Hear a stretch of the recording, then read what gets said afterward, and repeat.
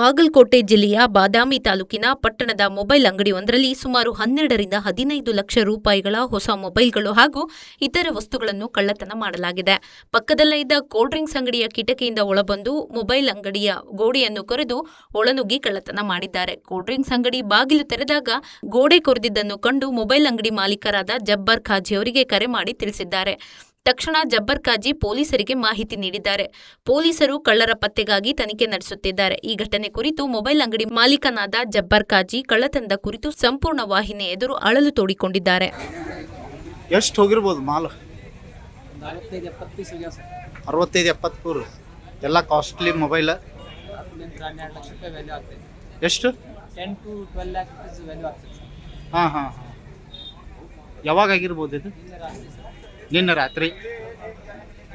ನೀವು ಎಷ್ಟು ಗಂಟೆಗೆ ಅಂಗಡಿ ಬಂದ್ ಮಾಡ್ರಿ? ನಾವು ಈಗ ರಂಜಾನ್ ತಿಂಗಳು ಐತಲ್ರಿ, ಹಾಂ ಸಾಯಂಕಾಲ ಜಲ್ದಿನೇ ಬಂದ್ ಮಾಡ್ತೀವಿ. ಹಾಂ 6 ಗಂಟೆಗೆ ಬಂದ್ ಮಾಡ್ತೀವಿ. ಹಾಂ ರಾತ್ರಿ ಆಗೈತ್ರಿ, ಬೆಳಿಗ್ಗೆ ಬಾಜು ಕೋಲ್ಡ್ ಡ್ರಿಂಕ್ಸ್ ಅಂಗಡಿ ತೆಗ್ದಿಂದ ಗೊತ್ತು, ಅವ್ರು ಫ್ರಿಜ್ ಚಾಲು ಮಾಡಕ್ಕೆ ಬಂದಿರ್ತಾರೆ. ಹಾಂ ಅವ್ರ ಅಂಗಡಿಯಿಂದ ಹೋಲ್ ಮಾಡ್ಯಾರಲ್ಲ, ಅವ್ರು ನೋಡಿದ್ರೆ ಗೊತ್ತಾಗ್ತದೆ. ಅವರು ಬಾಜು ಅಂಗಡಿಯವ್ರು ಹೇಳಿದ ಮೇಲೆ ನಿಮ್ಗೆ ಗೊತ್ತಾಗೈತಿ.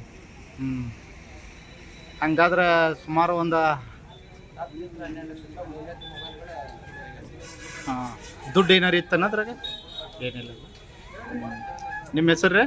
ಜಬ್ಬಾರ್ ಖಾಜಿ. ಜಬ್ಬಾರ್ ಖಾಜಿ.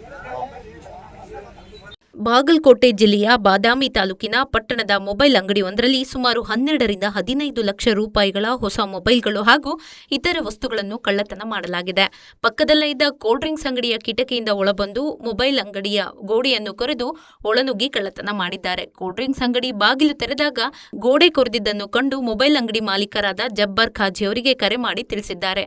ತಕ್ಷಣ ಜಬ್ಬಾರ್ ಖಾಜಿ ಪೊಲೀಸರಿಗೆ ಮಾಹಿತಿ ನೀಡಿದ್ದಾರೆ. ಪೊಲೀಸರು ಕಳ್ಳರ ಪತ್ತೆಗಾಗಿ ತನಿಖೆ ನಡೆಸುತ್ತಿದ್ದಾರೆ. ಈ ಘಟನೆ ಕುರಿತು ಮೊಬೈಲ್ ಅಂಗಡಿ ಮಾಲೀಕನಾದ ಜಬ್ಬಾರ್ ಖಾಜಿ ಕಳ್ಳತನದ ಕುರಿತು ಸಂಪೂರ್ಣ ವಾಹಿನಿ ಎದುರು ಅಳಲು ತೋಡಿಕೊಂಡಿದ್ದಾರೆ.